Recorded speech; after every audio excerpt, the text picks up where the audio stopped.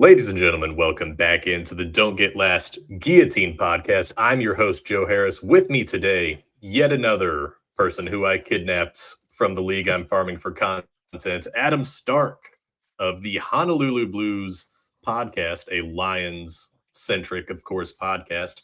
And he's here to talk with me about a little bit of NFC East football on episode 6 this season. Adam, how are you doing today? Good, man. Thanks for having me on. Doing well. Um, Typically love to talk my Lions, but hey, NFC opponents. I think Detroit's. We play the Cowboys this year. Maybe I'll have to double I check on know that. you've got a Cowboys game on the schedule because I remember seeing it and thinking there's going to be a lot of fantasy points. I want, We. It seems like we always play the Cowboys. We played them like the last 4 or 5 years. I'm kind of getting sick of it, honestly. But yeah, we played the Cowboys and Giants. I believe are the two. okay. Hopefully, a couple good fantasy games for us then.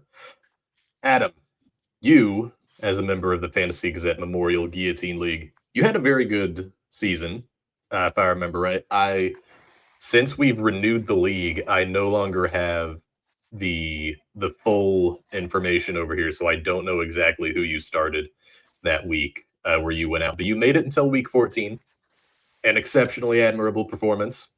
Scored a good 94 points. That's when we were still rocking with the Michael Wilsons of the world when he was just absolutely on Yeah. fire. Had a few old men in there at tight end, and of course the running back room that was really just the story of this team. Jamar Chase was there as well, but Bijan Robinson, Travis Etienne, HN, excuse me, I'm still getting used to that, and James Cook holding it down.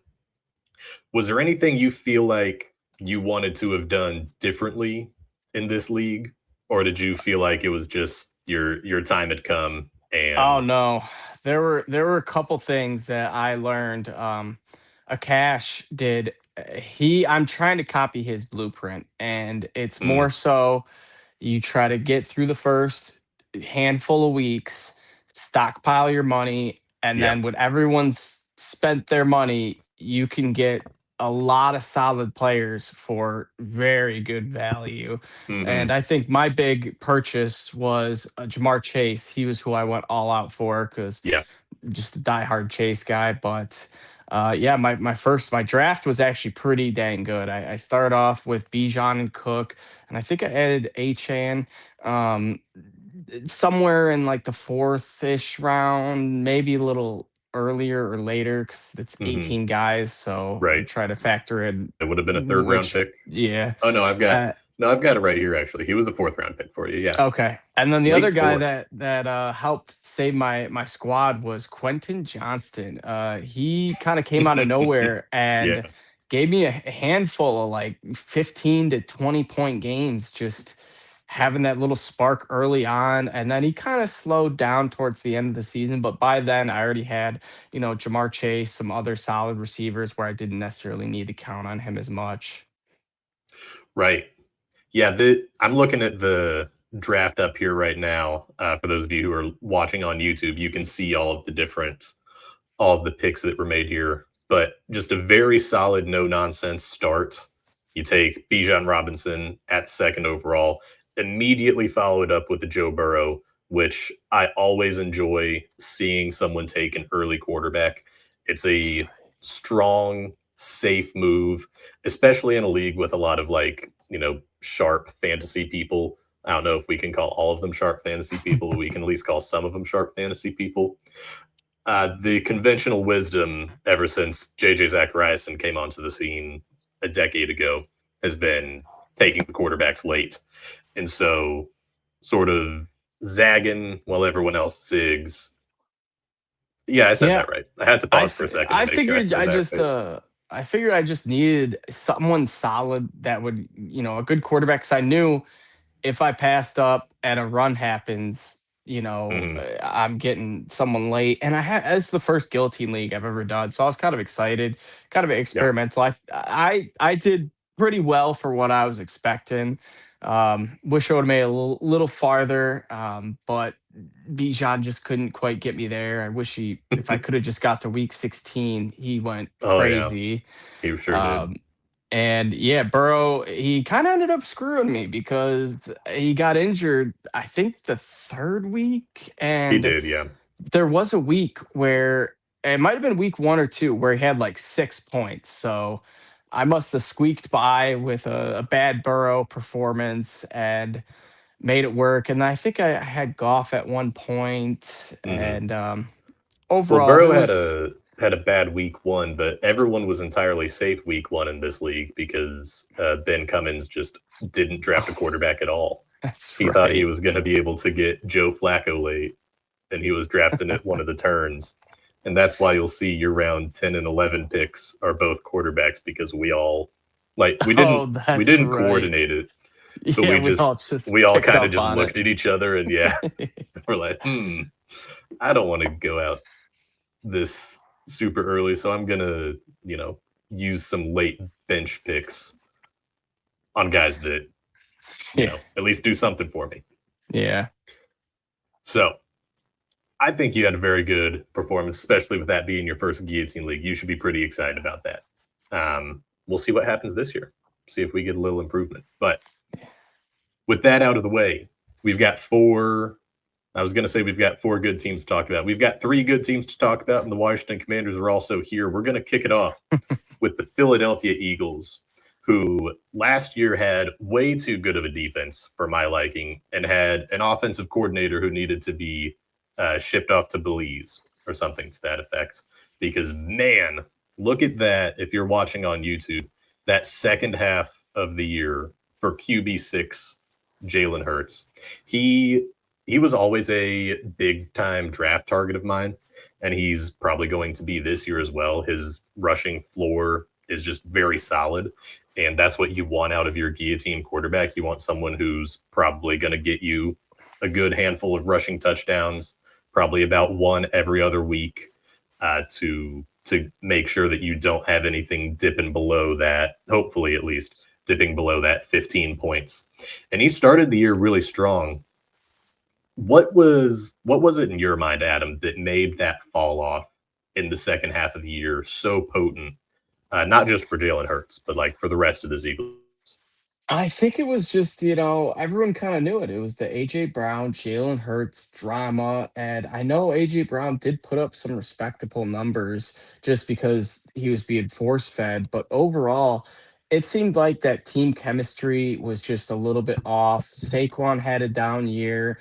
Devontae Smith, he was kind of same old, was had a big game, small game, something like that. And then it just nothing really seemed to click like it did the year before. The year before with Saquon rush for 2,000 yards, it everything was firing on all cylinders. And yeah, I do think it was their OC who I forget who it was, but they got Kevin shot. Patullo Oh, last year. yes, yes.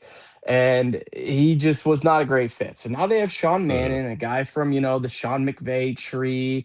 And Mannon, was a former quarterback in the NFL, wasn't good or anything, but, he knows the ropes. So maybe helps Hurts improve. But overall, I can't imagine this offense being, you know, worse or significantly worse. I will say Mhm. they might be around the same because that you lose AJ Brown, and obviously, a player like him, if you take him off the team, it's gonna affect some players. But Sure. they got Eli Stowers, who I really like. He might not pop Mhm. off this year, but he's a guy that I definitely think in the second half of the year can be have a Colston Loveland type resurgence where maybe Goddard's just, a little bit too old, gets injured, and Stowers is the hot new rookie, the new toy for Hurts, and Yeah. he's great. He really is, and I've got a segment on one of the last Eagle slides. We can talk about him a little bit. Um, do you like QB6 for Jalen Hurts? First of all. Yeah, I think that's about right. I think he could finish honestly anywhere from like the 3 to 8 range. I Mhm. wouldn't quite put him at the 1 to 2. I know he has been up there before, but I do think with their defense and Yeah. new offensive coordinator, it just makes it a little harder to see. I don't really see, especially with Saquon Barkley there, when Jalen That Hurts yeah. was knocking on the Josh Allen door. That was before they had someone who I think could reliably go for 1,500 yards, give or take, probably give. In the case of Barkley, so I agree that the QB6 price tag is pretty accurate. I am tempted to push him ahead of some guys that uh, he's not really in the conversation of going ahead of just because he is a more consistent quarterback over the course of his career than someone like Burrow, who I think Joe Burrow is definitely a better real life quarterback. And he's got weapons around him too, but he doesn't use his legs to the same extent. And I also think that the Eagles did a good job of sort of moneyballing the AJ Brown trade. Like they ship him off, and they didn't only get Eli Stowers and Makai Lemon in to replace him. They also went out, they acquired Dontavian Wicks. They go and they sign Marquise Hollywood Brown for whatever that's worth. He had a couple of decent games for the Chiefs. And there's one more guy who I can't. It was Elijah Moore. Elijah Moore is the last guy they signed. Not flashy names, but that's a lot of passing game assets that are coming in. And I think that having all of those guys, having all of those options, yeah, if one or two of those signings or trades or draft picks don't work out, that's totally fine because they've just thrown more than enough spaghetti at the wall. Something's at least going to stick there. So I think he's a very good guillotine quarterback. It's not as fun of a best ball or even just redraft league type of pick. You're betting on the legs still being there. I have it noted on here that as his passing attempts went up, his points per game went down, which is not something you can say of any quarterback for the last, I want to say, 3 years. Just over the course of the season, the first half of the year, he was going for fewer than 30 pass attempts per game. And in the second half of the year, he was going at 34, 36 pass attempts per game. And he's not that good of a passer. Just 20th in yards per attempt, 25th in highly accurate throw rate, just not really the guy who you want to see making a ton of dropbacks and a ton of reads. I hope that what Sean Mannion does is make some of those attempts a lot easier for him because I think that the guys who they've added to this into the fold are a little bit less of the intermediate area guy like AJ Brown was, and a little bit more of the, you know, quick get the ball out if you can't hand it off to Saquon type of fella. Yeah, Speaking of Saquon, exactly. yeah, he's going at RB10 in PPR right now. A whole 9 dudes going ahead of him after a 2,000-yard season just 2 years ago. He was really bad last season, though. He was one of the worst picks you could make, especially in a guillotine format. And he was going as like the RB2. He was going sometimes as the second overall pick. Um, and last year he had 5 games in the single digits, despite only one over 22 points in PPR. He's obviously a great player, but last season the points just weren't there. Adam, where do you think last year? Oh, sorry, what was that? You cut out of a second. I said, where do you think the points went last year? It was a lot of it was the tush push, and that's kind of another big reason why Hertz has been doing very well over the years. But now, Jason Kelsey's 2 years gone. Lane Johnson's, he's great, but he's like a million years old and gets injured all the time. So if you Mm-hmm. see them actually treat a goal line stance where they're on the 1, 2, 3 yard line and give those to Saquon, that is where he will be able to make his bread and butter. But I think, yeah, it was the tush push. It was Hertz running the ball.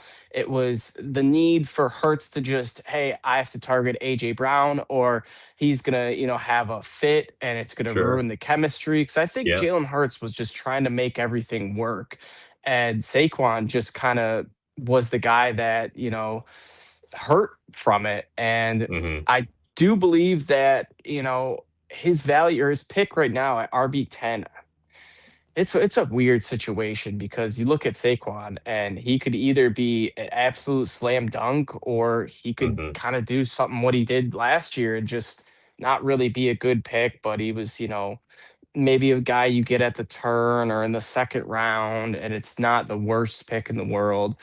But Hmm. overall, yeah, I think if Hertz starts to just move the ball a little more through the air, I either see Hurts having a great year or Saquon having a great year, and it wouldn't shock me if both did, but that's kind of Mm. where I'm at with Saquon. I think it would be pretty hard for them to both have a good year. Normally, when a quarterback and a running back both on the same team have a good year, it's a running back that's involved in the passing game, or it's a quarterback who's just like a MVP Hall of Fame caliber player, like outside of you know, the Josh Allen, Lamar Jackson type of guys. It's pretty rare that you see both the quarterback and the running back on a team, especially a team like this one, um, having a good year because even still, um, with a more disjointed type of offense, even in a more disjointed type of offense, you'll still sometimes get the quarterback checking it down to the running back, hitting a wheel route somewhere in the red zone, and then they can both get the touchdown. This is more of a like the quarterback actively stealing touchdowns from a running back. I would be very surprised, honestly, if they both had a good season. Um, does that? Oh, here that I should have actually just put on this show note document. Would you be willing to draft both Saquon Barkley and Jalen Hurts in a Guillotine League and hope that whenever they get to the red zone, you know, something's going Yeah, to happen. One of yeah. them is going to get it. I would say no, just because guillotine's risky. Where if it's Hmm. like there's 1 week where the offense is terrible and it's a passing touch, they have 3 field goals, 1 touchdown, and it's a passing touchdown, or Hmm. at worst a Tank Bigsby backup running back, Oh, you know, then don't you put that out really there. get screwed. But the only two like tandem running back quarterback out there that I think would be, a solid option is the Josh Allen James Cook, where they've Hmm. shown they can prove and James Cook's a pass catcher, but I just don't see Saquon and Jalen Hurts being able to do that, mainly because I believe Josh Allen's a lot better than Jalen Hurts in Hmm. various aspects. But Saquon, he rushed for 2,000 yards. So you can't say, he can't do anything that James Cook has done. And maybe not vice versa because James Cook hasn't rushed for 2,000 yards. But um, Hmm. yeah, I wouldn't do that if it came to me unless it was just an incredible value where Yeah, you get Saquon in like late third or Jalen Hurts in the late fifth, sixth round, something like that. sure. But for the most part, I think that this isn't a team that you want to get cute with something like that on. Let's move on to the wide receivers here. We're probably going to talk a lot more about Devontae Smith than we are about Makai Lemon.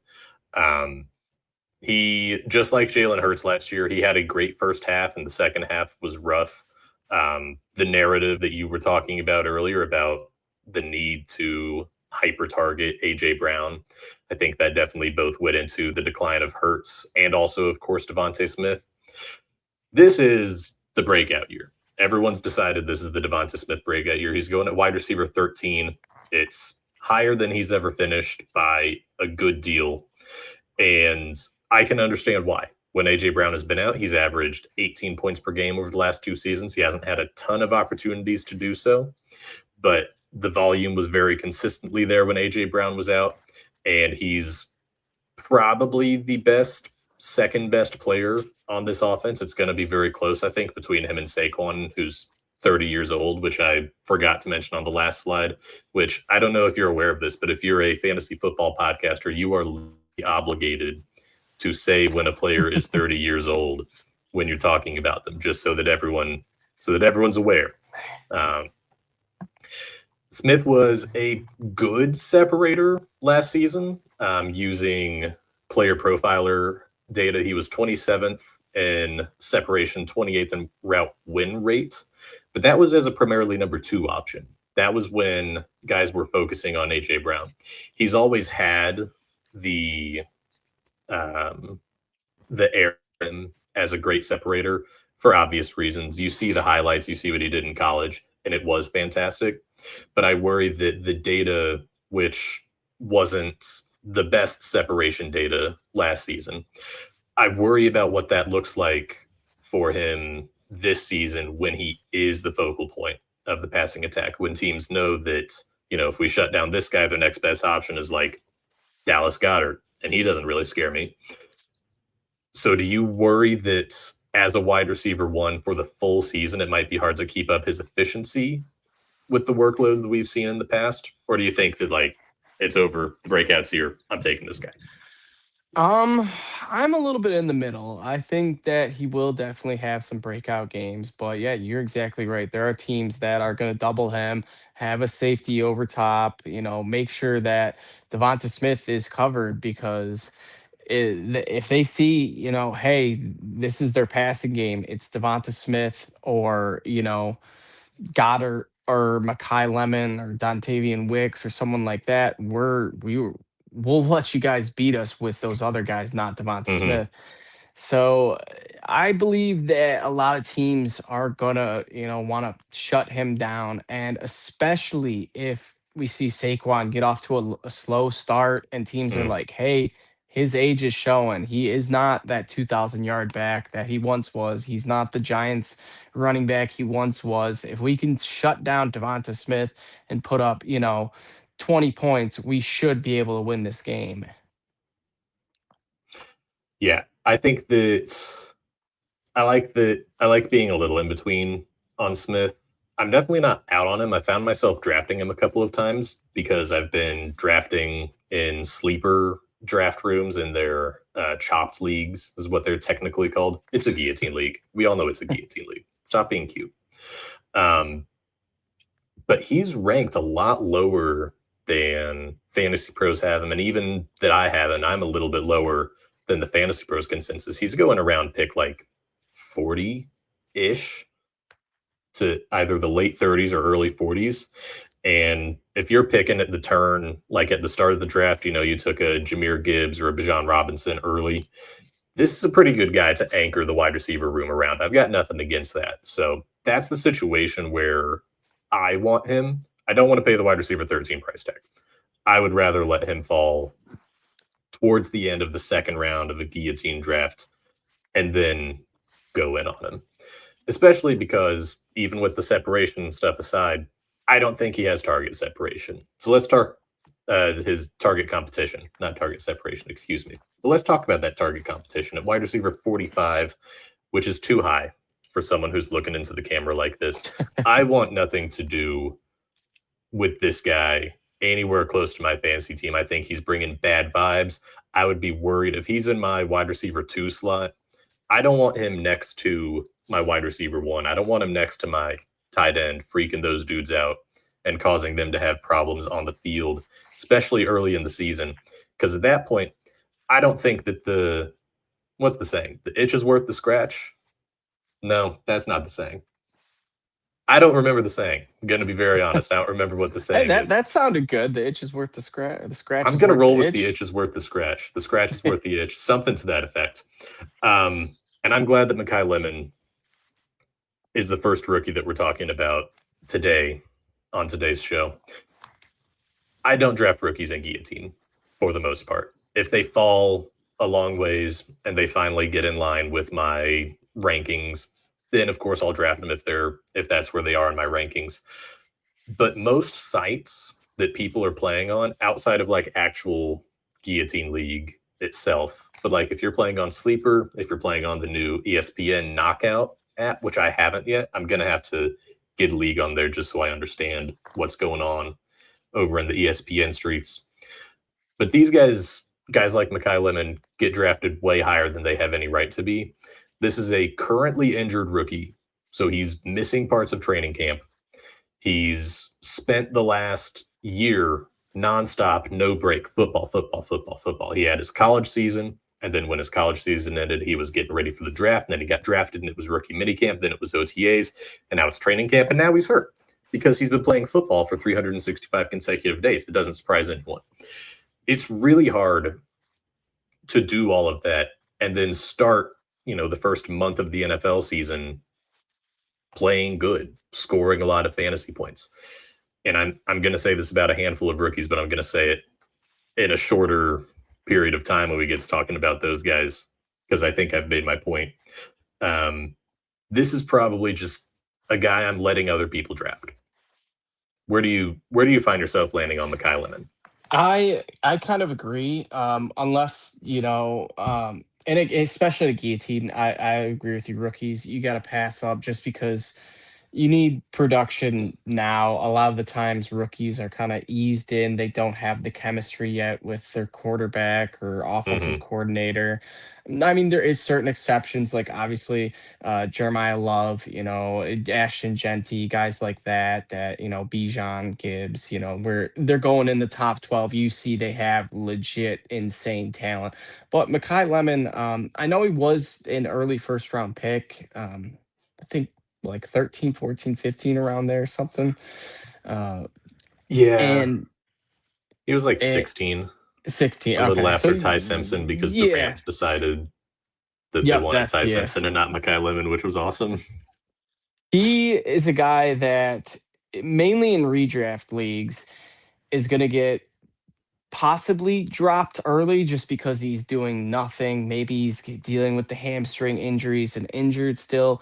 And if he gets dropped, he's a guy I'm making first priority and keeping on my Mm-hmm. bench until or if that breakout happens. Because what I've noticed a lot of times with rookie wide receivers is they start slow and then there's a couple of them that will pop off right at the end of the season.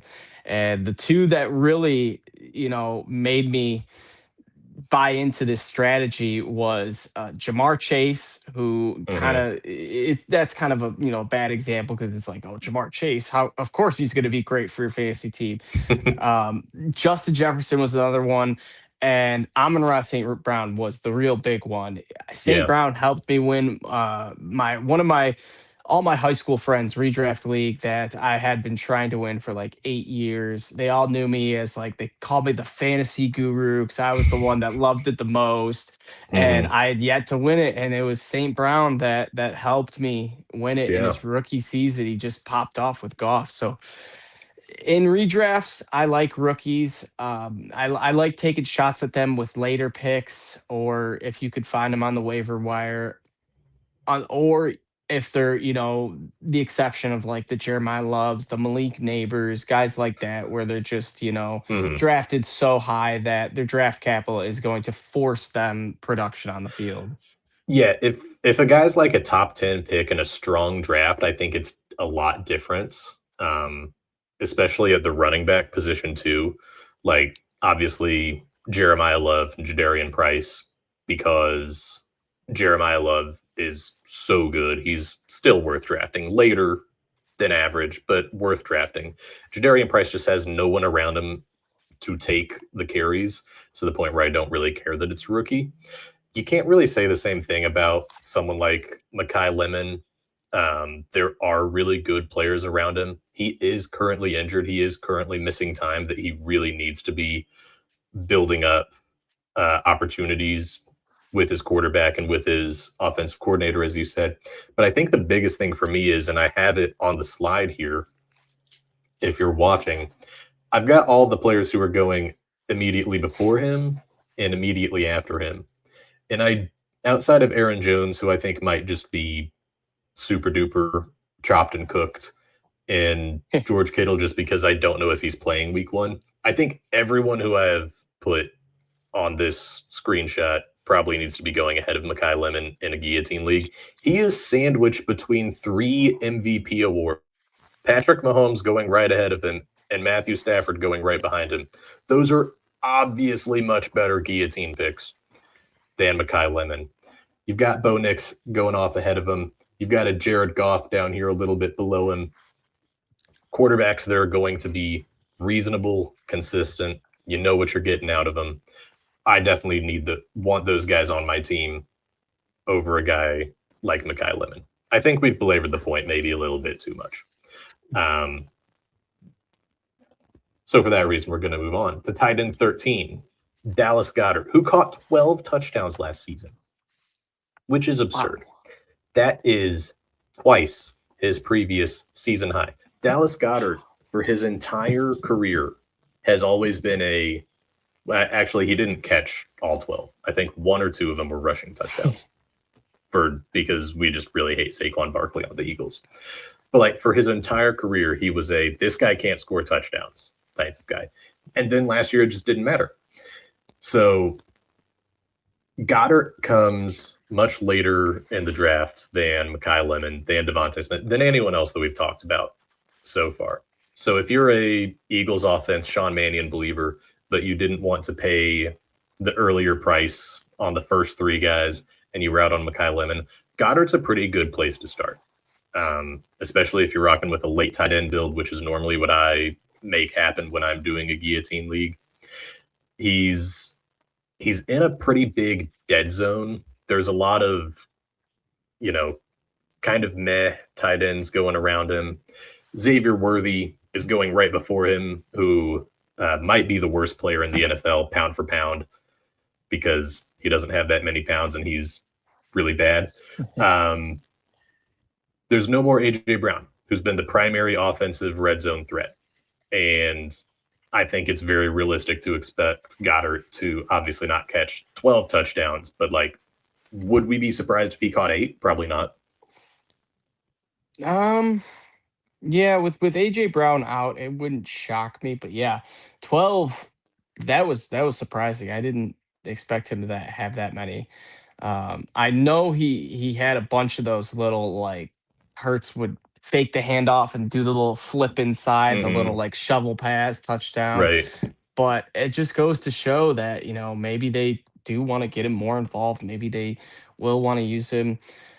My only concern it would be he's 31 years old, so he's kind of getting up there. But tight ends can typically have a longer lifespan in the NFL. They did draft Stowers, so I don't know if that was just hey, we want to get another weapon in here, right, or if it was them really thinking, hey, this is going to be the guy taking over for Goddard, and we really like him. But he did get a 2-year extension this offseason, right? Yeah. Okay, so they paid him a little. Yeah, they still have some belief in him. It's not like he's in a Mark Andrews situation like a year or two ago, where it was Mark Andrews, Isaiah Likely, and then they ironically ended up keeping Mark Andrews, which no one saw coming. But 8 touchdowns, I could see. It would shock me a little bit, but if you're going off that 12 from last year, I mean, you're still regressing, and 8 would be a great number for Goddard. 8 would be a great number.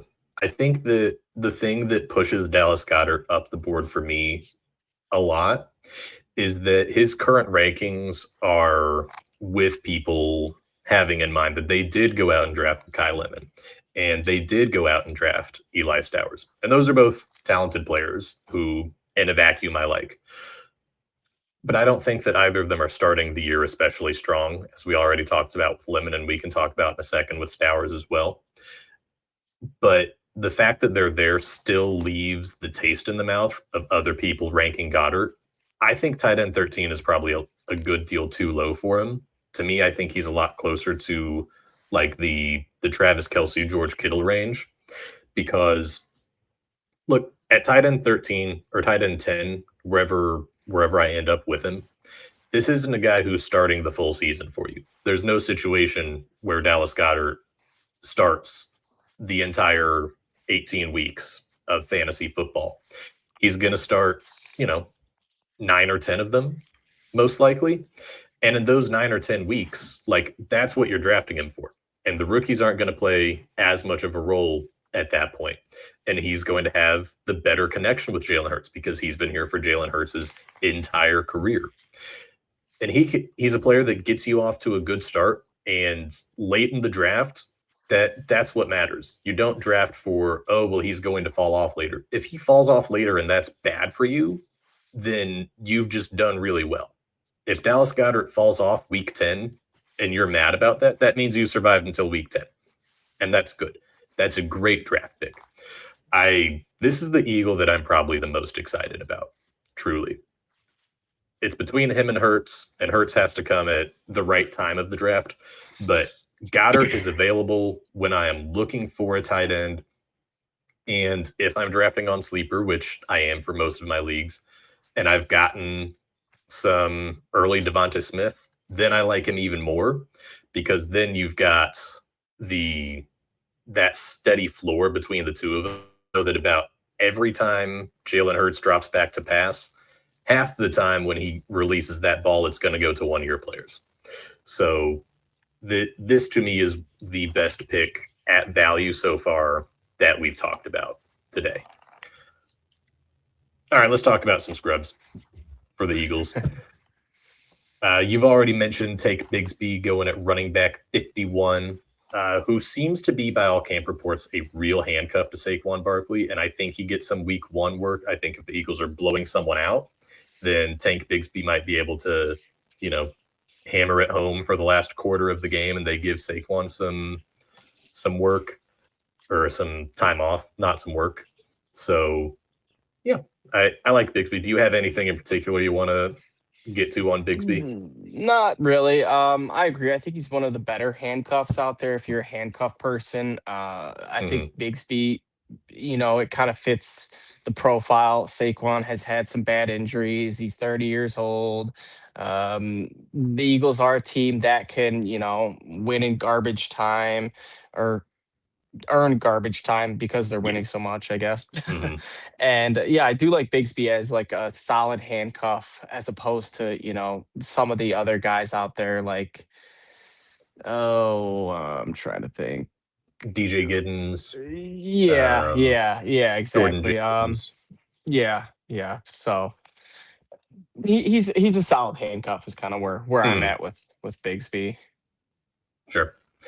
I like drafting handcuffs later than the project players. I would definitely rather draft Tank Bigsby than like a Jacoby Lane or someone like that who you're probably Yeah. not going to see much of out of week one, and you don't feel super bad cutting Tank Bigsby because you've got to cycle guys through on the bottom of that roster, and you feel a lot worse cutting Jacoby Lane knowing that like, oh, those last 4 weeks of the season he might go crazy. But I don't have that worry with Bigsby. I certainly don't have that worry with Dontavian Wicks going at wide receiver 74. This is another really good guillotine target, I think. Like we've talked about earlier, the two highest profile guys that they've added to this passing offense are rookies. And to me, that points to you have to move Dontavian Wicks up in your guillotine rankings.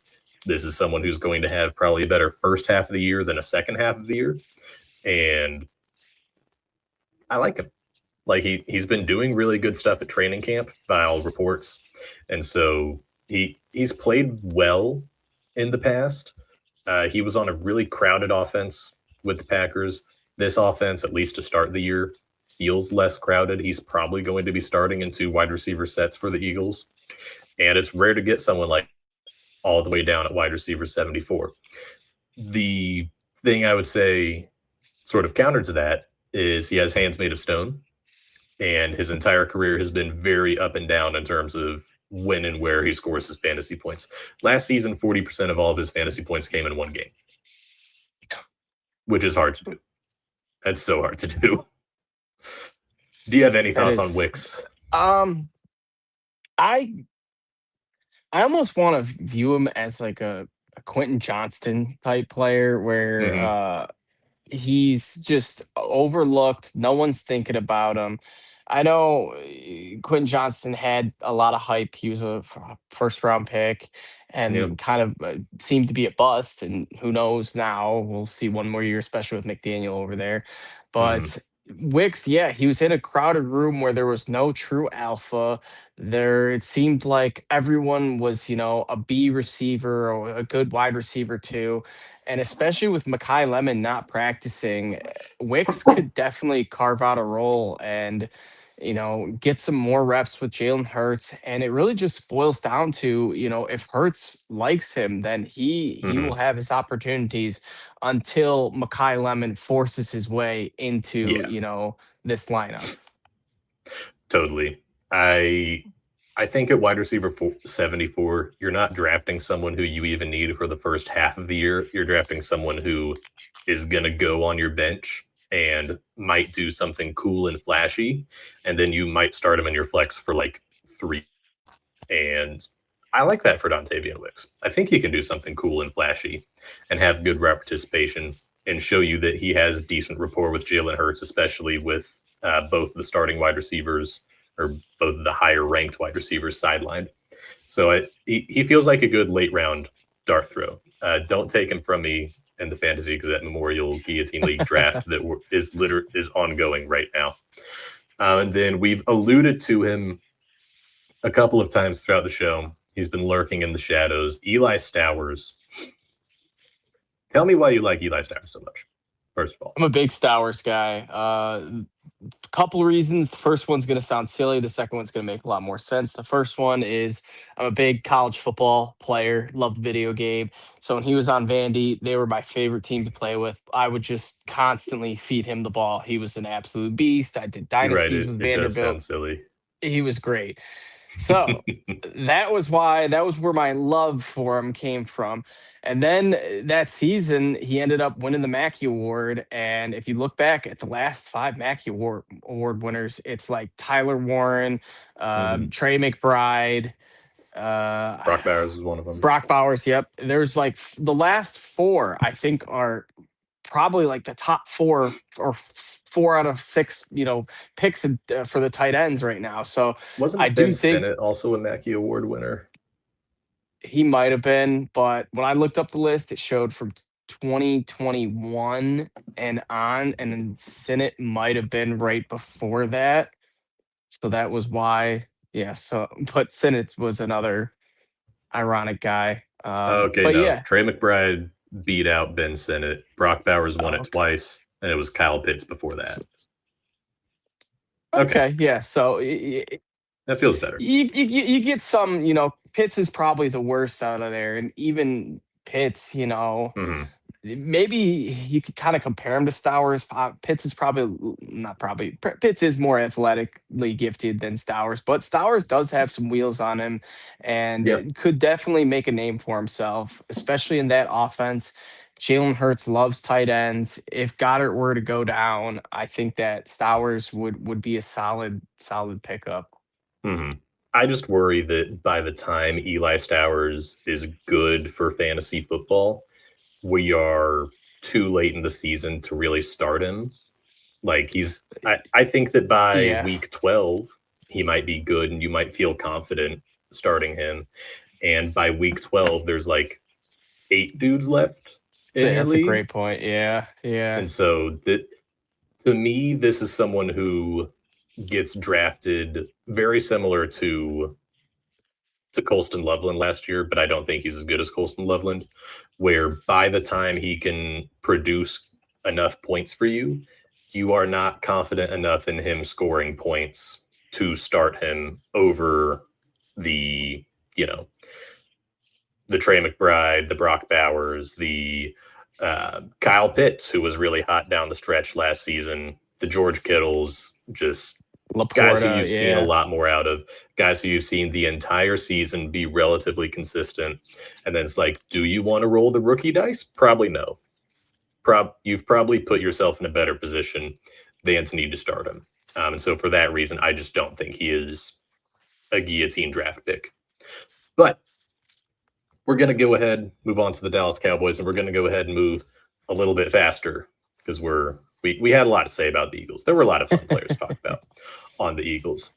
Dak Prescott is going at QB 10. He has 2 elite wide receivers. He has an improved defense that was really bad last year. He is a pocket passer. He's always been a good pocket passer, hasn't been especially mobile for the last few years. He's got a good, not great running back. And everything that I just said, I was not talking about Dak Prescott. I was describing Joe Burrow. But for some reason, one of them is going at QB4 and one of them is going at QB10. Adam, Why? Burrow, I think, just has. It's interesting because Burrow, you want to say, oh, Burrow's got the way better weapons. He's got Jamar Chase and T. Higgins. Well, Ceedee Lamb and George Pickens are no slouches, and I Right. think they could go, bar for bar with those two.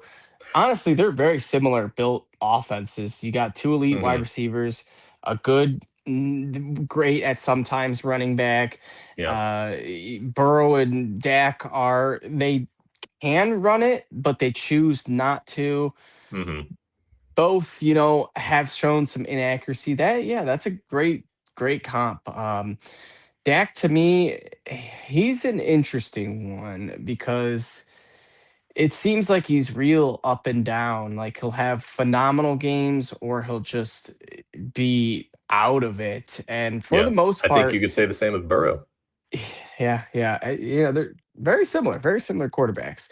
Hmm. But I also think it's a little bit of the Cowboys, and everyone's kind of still stuck in the Cowboys suck. Cowboys are never going to Yeah. win anything, and Right. the Bengals with Joe Burrow. He's He's so so cool. handsome. Yeah, he's He so has so much aura. handsome. Yeah, yes, the aura. That is literally it. And it's a dumb thing to say, but like a lot of people, I do feel like you look and showed the same stats of Joe Burrow and Dak Prescott, Hmm. people would be like, "Well, that guy's just got something," as they point to Burrow, and really, there's no difference. So Yeah. I Dak, mean, Dak ironically, Prescott, he's been healthier over the last few seasons. yeah, And also when Dak's been injured, it's like you wash the injury and you're like, yep, that guy is hurt. Joe Burrow will get turf toe, which is, I mean, turf toe is a real thing and it's bad and hurts, but he gets random, more nagging injuries more frequently than Dak Prescott. He's missed more time over the last couple of years than Dak Prescott. I'm not going to do it because I believe in the industry consensus. Just generally, I don't think I'm smarter than the people who do this for a living.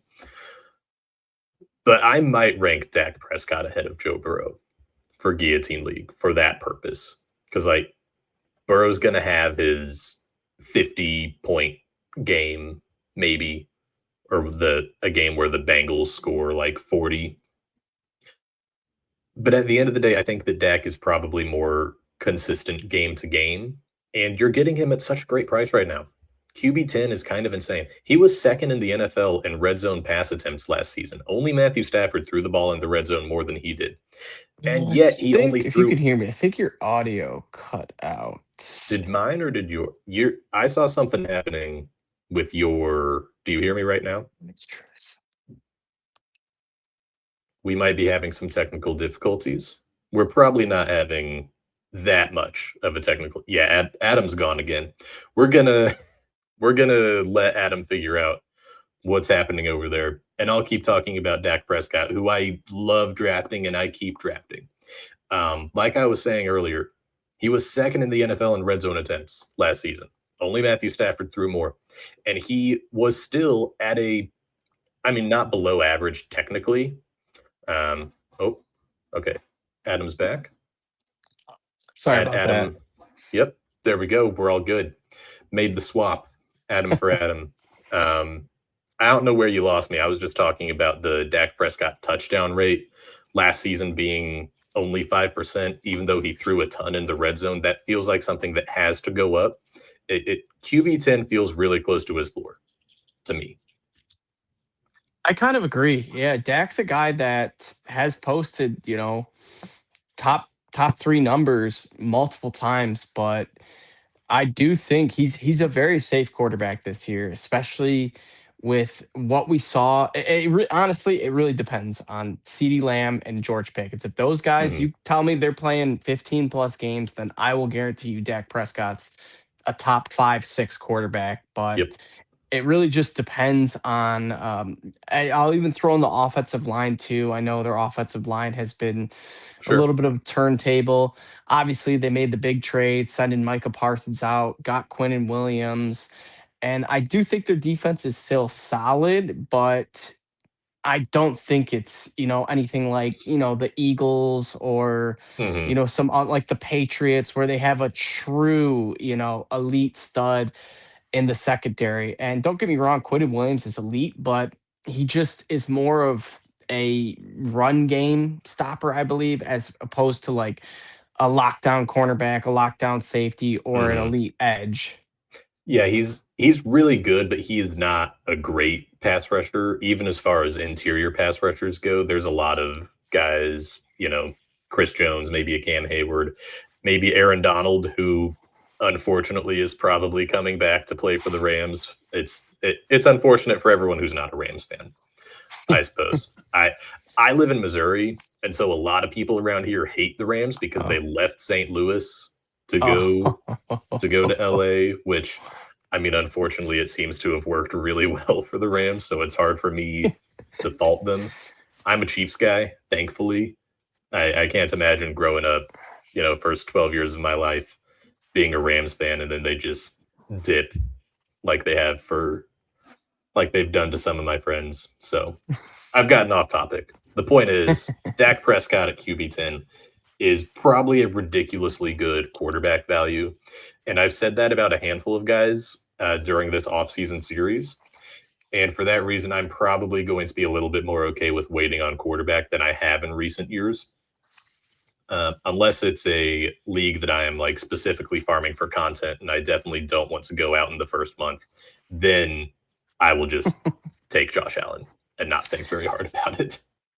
Real quick, Dak Prescott, I was looking Mm, at him. I was getting ready to draft him, and I thought, let me go look at week one numbers. yeah. And the last like 3 week ones for Dak, he has scored very bad. He had like a Hmm. 6 point performance, a 7 point performance, and like 11 point performance. Yeah. And I was just thought to myself, man, I know they're playing the Giants, but I can't let this be the reason why. And one of those bad performances was the Giants. So I ended up going on the flip That's side and right. taking Jackson Dart. Oh boy. So hopefully, We Harbaugh lets him run still, and Malik Nabers is healthy week one and ready to go. mhm. we'll we'll see where we land on Jackson Dart. But before then, we've got to talk about some Javonte Williams, who is another guy who I think you're right about what you said earlier. He's just kind of got the Cowboys stink on him. And also Javonte Williams in years past let a lot of guys down when he was a Bronco. And I think now that he's a Cowboy, he's still overcome that a little bit. I think that he is the last bell cow running back on the board outside of Jadarian Price, who's you're still projecting for Jadarian Price to be a bell cow. But when you look at the guys going after him at the running back position, Travis Achan Jr. and Cam Scadaboo going immediately after him, I think that they both have very real competition in their backfield. They both have guys who have had multiple 1,000-yard seasons sharing a backfield with them. Both backfield competitors have done that recently. And Javonte Williams has poop from a butt in the backfield with him. So I think that he is probably the premier, the last of the guys who we think are going to get an insane workload. I would take him over Jeremiah Love right now, who's going 5 spots ahead of him. He's never had lower than 12 opportunities per game last season. The nerds don't like him. The advanced stats nerds don't like him. I really just don't need him to be good at advanced stats. I need him to get the ball and run with the ball. He's the type of guy who is very consistent, and good guillotine managers care more about consistency than they do about flashy play. And I think he needs to be pushed up in guillotine rankings for that reason. Do you Where do you find yourself drafting Javonte Williams? Because I'm in 4 drafts right now and I've taken him in 3 of them. I I'm a big Javonte Williams guy. Ever since he came out of North Carolina, I watched his tape in North Carolina, fell in love with him, drafted him at as many spots as I possibly could, got burned a handful of times, especially in my dynasty Yeah. leagues. But then Mm, he was still left on my dynasty teams because I just refused to trade him. Yeah. goes to the Cowboys and has a resurgence and was one of the best value picks you could have last year in fantasy Oh football. yeah. And he helped carry two of my dynasty leagues where I was playing with a bunch of known fantasy guys. I think Dave Kluge was in a couple of them. There are a few other Kluge. people. Yeah, is it Kluge? I'm pretty sure it's pronounced Kluge. Oh, I've always thought it was Kluge. Anyways, Honestly, fair. Yeah. so yeah, Javonte, I've always been a big fan of him. I'm gonna try to get him in some of my redraft leagues. I have a few coming up the next couple weeks, but it seemed like last year the only leagues I had him were dynasties that I got him in because I just tried to press my luck a little too much, and I had Hmm. people snipe him from me multiple times. So Javante, you're exactly right. He has zero competition. I don't expect Jaden Blue or Miles Say whoever's the backup over there right now. I don't even know. To Malik Washington. Yeah, No, Malik Davis. Malik Washington's Malik Davis, the yeah, he's the yeah. Raiders guy. But anyways, and it seems like the Cowboys. I know they've had different coaches, but it seems like they are always run the ball. Emmett Smith, Ezekiel Elliott. Hmm. We're gonna when we get to the goal line, we're giving the ball to our running back, and that's Yeah. kind of what it was for Javante last year. It was. And the last thing I'll say about Javonte Williams is that, as we said earlier, although we don't expect huge improvement for the Cowboys defense, it's going to improve some. And I imagine there's going to be fewer shootouts for the Cowboys this year, and there's probably going to be more opportunities for it to just be, hey, Javonte, get out there and give us, 15 carries instead of the 10 that you would have last year, because we would have let up 30 points on this team last year. So I think that the workload, while it was good last season and he had ample opportunities, I think that workload can also increase. Let's talk about some more exciting players, though. Wide receiver 5. He is my wide receiver, I think 3, and I'm debating moving him even higher. Ceedee Lamb, I think I've got him one spot behind Jamar Chase right now. He is a excellent guillotine pick. He did not drop below 10 points until week 17 last season, except for the one game where he got injured on the second drive. Other than that, he was just incredible. Sorry, he left 2 games early, but the second one was also week 17. My bad. He's been incredibly efficient on a per route, on a per game basis. He's 2 years removed from a wide receiver 1 season. And the biggest thing for me is that as of right now, he is a Fantasy Pros 9th overall ranked player. And I think there's just an enormous fall off at player number 10 with Justin Jefferson, because we know basically everything there is to know about Ceedee Lamb. We know the offensive situation. We know that he's played great with this quarterback. And then the guy's going immediately after him in Justin Jefferson. And I think the next wide receiver going after Justin Jefferson is Drake London now, unless I'm forgetting someone. Those are 2 guys that I feel way less confident in than Ceedee Lamb. He is the last guy in the elite tier of wide receivers. And everything he did last season, he did only scoring 3 touchdowns. And I was talking earlier about Dak Prescott probably being able to throw more touchdowns. If Dak's going to throw more touchdowns, I would imagine CeeDee's going to catch more touchdowns. I love picking this guy. This is a great PPR selection. Yeah, I think CD's a solid dude too. He's been Dak's guy for ever since he came to the league. Hmm. In some ways, I almost want to say George Pickens helps out because Pickens is a deep threat, Yeah. and it allows teams to. It almost reminds me of the Juju Smith-Schuster and Antonio Brown early Juju Mm-hmm. days, where Juju would just be able to take it deep and Antonio Brown was just a little bit of everything. It Yeah. was, the Ben's, Mr. Reliable as CD's Dax Mr. Reliable. And CD, we've seen him, do everything and have wide receiver one season. So he's definitely a guy that I think if he plays, if he stays healthy, he will be a value pick for where he's being Hmm. drafted right now. Yeah, he's been pretty healthy throughout the entirety of his career. I expect most wide receivers to miss 2 or 3 games a year. That's just kind of the nature of the position. You're running really fast and going up and trying to catch ball, and you're not as concerned about your health. You're going to get hit hard. You're going to miss some time. Everyone's going to miss some time on average. I don't really have a problem with that. I think he got unlucky with it last season as well, with the injuries occurring early in the game. This isn't a T. Higgins or It's a Jalen great Waddle point. type of Yeah. guy. And so I think people looking at what happened last year, obviously he was still good, wide receiver 11 in points per game, but 2 games left early, didn't score touchdowns. Those are two very fluky things. I expect him to be way closer to the top of the position than a bottom tier wide receiver one, technically. And let's talk about George Pickens, who you were talking about earlier. I found where all the touchdowns went. I found them in George Pickens's game log.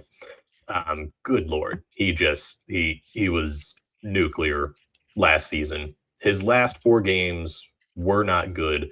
But still, with Ceedee Lamb in the lineup, he averaged 15 points a game. He had a 20% target rate.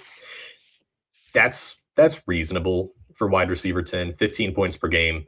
I don't feel the best about it. But my problem with George Pickens isn't that I think he's a good or bad receiver. My problem with George Pickens is the guys going around him, I would much rather have, and I think are much more consistent for your team because they're wide receiver ones or the number one target getter or a top running back. And I worry about the naked George Pickens pick in a Guillotine League. Are you not as concerned with consistency on Pickens? Are you still willing to hit that button pretty high? Or do you think he needs to be suppressed just a little bit in the rankings for that? Pickens and a guillotine, I do agree with you. I think could be a tricky pick. I definitely think he could give you some insane games, but there's always that possibility he just, comes out and posts, 6, 7, 8 points, doesn't get the Hmm. touchdown, a few catches, and it's, CeeDee Lamb that's popping off. And sometimes that's really all it takes early on for you to be, the team that scores the least and gets out. And Yeah. that's, one of the worst feelings is having a guy, one of your better players just having a dud game, and that was Hmm. why you're going home. So I mean, Pickens early in the in, season, that is what gets you in the Guillotine League. And last season, the opportunity cost on George Pickens was just way lower. And I worry that with it being as high as it is right now, this is like a first or early second round player. You could argue that, you're drafting him to be the best player on your team. I don't want the best player on my team to have probably 4 or 5 games this season scoring like 8 or fewer points. I want something more consistent. yep, 100% agree with you on that. So I drop him around Chris Olave, and right now I have Rashee Rice ranked ahead of him, and I'm really just toying with dropping Rashee Rice to just do not draft status. I talked about him with Wolf a couple of weeks ago, but I really worry that the PPR scam just might have the floor come out from under it on Rashee Rice. But this isn't the Rashee Rice episode. This is the Cowboys, and we're talking about Jake Ferguson at tight end 11. He's going really similar spot to Dallas Goedert, and very similarly to Dallas Goedert last year. He had loads of passing touchdowns. He was just much less explosive, and at the end of the day, though, he still was involved in the offense very consistently. Even if you remove the touchdowns, he didn't score less than 8 points in a game last season until week 8, which was against Denver, and the Cowboys just kind of got shellacked against Denver.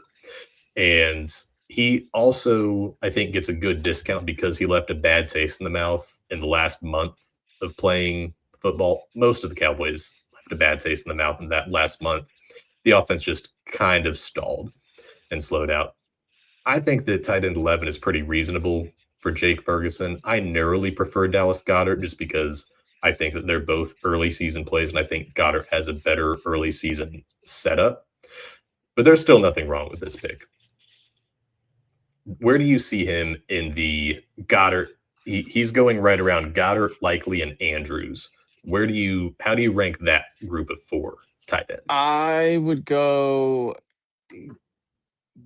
Goddard, Likely, Ferguson, Andrews.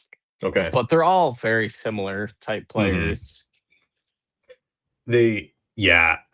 I don't think that there's going to be one that really smashes right here. I think they're all the second or third option in their offense, and they're going to do fine. They're going to hold it down for you, and your sincere hope is that they catch a touchdown and they have 16 points instead of like 8.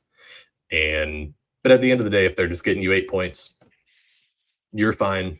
Someone's starting a worse tight end. Someone's always starting a worse tight end. That's one of the great things about an 18-team league is that It's true.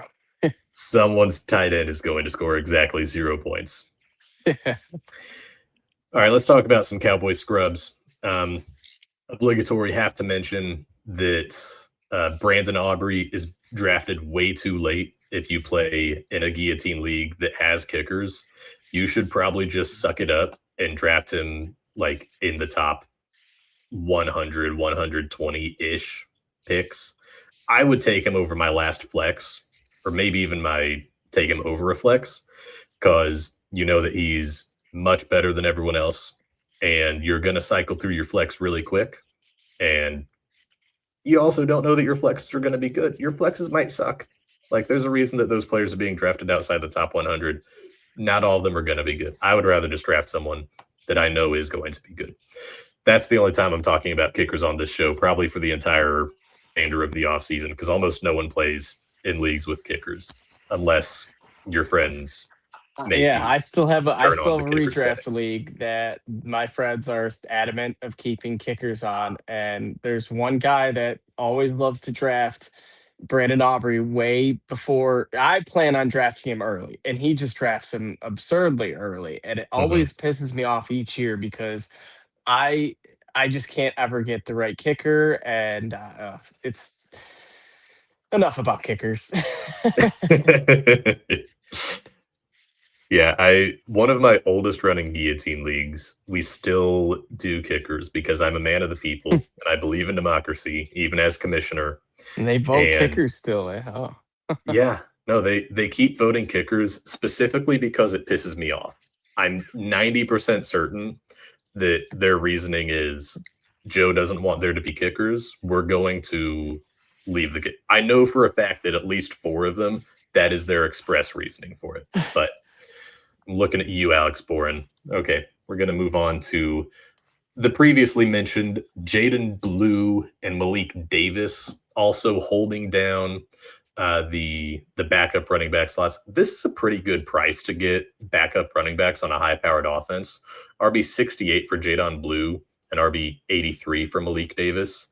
Do you have any hope that Jaden Blue becomes a PPR flex option for like early in the season? I kind of do. I think that Javonte is a really bad pass catcher. Yeah, I know they did. There was reports that they want to get Javonte more incorporated in the pass catching game. So if that's true and he's just terrible at catching passes, then maybe. But it was weird last year. Jade Blue was getting like healthy scratched. He was just seemed like he wasn't even on the team at some points. But they did spend, I think, like a 3rd or 4th round. It was relatively. I think it was a 5th. Was it a 5th? Okay. It was either a late 4th or early 5th. Yeah, not crazy high, but it's not like a Hmm. seventh or sixth. But Right. he's no one, I like a Tank Bigsby. I would probably rather prefer Tank Bigsby as a handcuff or a backup running back over Blue or Malik Sure, but I Davis. imagine you can get Blue about 2 rounds later That is than a true. Bixby. Yeah, yeah, You could pass on Tank Bigsby, get yourself a Brandon Aubrey, and then swing back in the next few and get Jaden Blue. I think though that going near Jaden Blue is the much better Cowboy sleeper in Ryan Flournoy, who projects to be, fourth or fifth best pass catcher, but he's also not someone who you have to start week one. This is a really good, similar to what we were talking about um, earlier with Dontavian Wicks. You draft this guy, he's on your bench, you look at him for a couple of weeks. If he does nothing, you cut him and pick up someone who's good because you have an incredibly juicy waiver wire in these leagues, and you don't feel like you have to drag him along like he's a Dijon Stribling or something like that. You can just cut bait, or maybe he's really good. The drumbeat out of Cowboys camp has been strong. It's been consistent, and especially if you go like heavy running back and you're hoping that you can find some depth at receiver. I really like drafting Brian Flournoy, especially if you've drafted like one of the other Cowboys pass catchers, and he can be sort of a floor setting flex for him. Because I yeah. think I it'd be hard agree. for like Flournoy and Ceedee Lamb to both have a bad week. Like unless it's 150 and 2 touchdowns for George Pickens, you're probably looking at, if if the pie isn't going to Pickens, Ferguson, or Lamb, Flournoy is going to probably, get the crumbs of that. And if you've got one of them, I can understand starting Flournoy early in the season just as a floor raising pick. And I kind of like that. All right, we're halfway done. We've got the New York Giants next. Jackson Dart, who you've talked about being excited about. I think we need to pour some cold water onto the Jackson Dart Oh train. no. His offensive scheme around him is so awful. It's so bad. If you were to get like of the, four most popular young quarterbacks in the NFL, if you were to ask all four of those fan bases, who is the worst offensive coordinator in the NFL? Three of those fan bases' answers are on the New York Giants coaching staff. Matt Nagy is the offensive coordinator. Brian Callahan is a passing game coordinator. And Greg Roman is quality control specialist. This is just look, if Jackson Dart overcomes this, he's probably one of like the 8 best quarterbacks alive right now. But the amount of just abject Geneva Convention violating terrorism that I have watched those offensive coordinators commit to great quarterbacks and make them play way worse than they do normally makes me really scared to start a quarterback who we've seen 10 games from. And they were 10 good games. Yeah, I that's a great point. Definitely was not thinking about the coaches in New York when I was making that Jackson Dart pick. I was thinking Mm-hmm. about the cool chains, the flowing hair, the swag, the aura. The aura. No. Stop drafting based on aura. I need to make a note of this, and I'm gonna do that in Stop. like my ultimate drafts, my big draft guide episode. Yeah, Stop drafting handsome based on quarterbacks. yeah. But no, what kind of really attracted me was, John Harbaugh. I believe in Harbaugh. I think, he Mm-hmm. worked with Lamar. Lamar had some amazing fantasy performances with, Harbaugh as the head coach. And I know Lamar's obviously a vastly better runner than Jackson Dart, but Dart's a bit of Sure. a scrambler and can make it work. I think that Malik Nabers, he was really the biggest reason. I'm incredibly high on Malik Nabers, and I know we'll get there, but I think when you have an elite wide receiver one, sometimes you can just close your eyes and say, well, Nabers is down there somewhere and just heave it up there. Sure. That's true.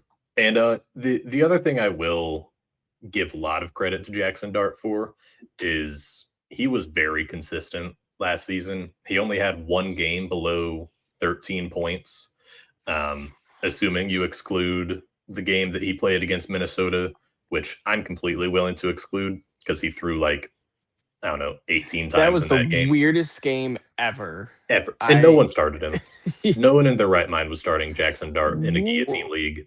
And so, Guillotine, yes. But I yeah. had him in a redraft, and I want to say I lost that week by like 3 points or something. And I just the entire week after that, I was looking just how did this happen? Why did the Giants decide to do this? It was the most absurd game plan I have seen out of an offensive play caller in a long time.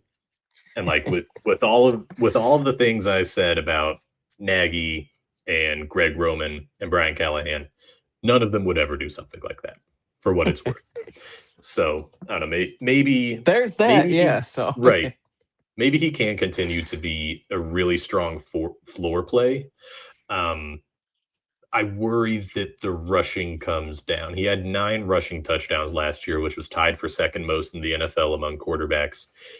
If that comes down because they have Cam Scadaboo, who's just awesome and a bruiser and is probably going to be really good at scoring rushing touchdowns, then what happens to this guy's consistency?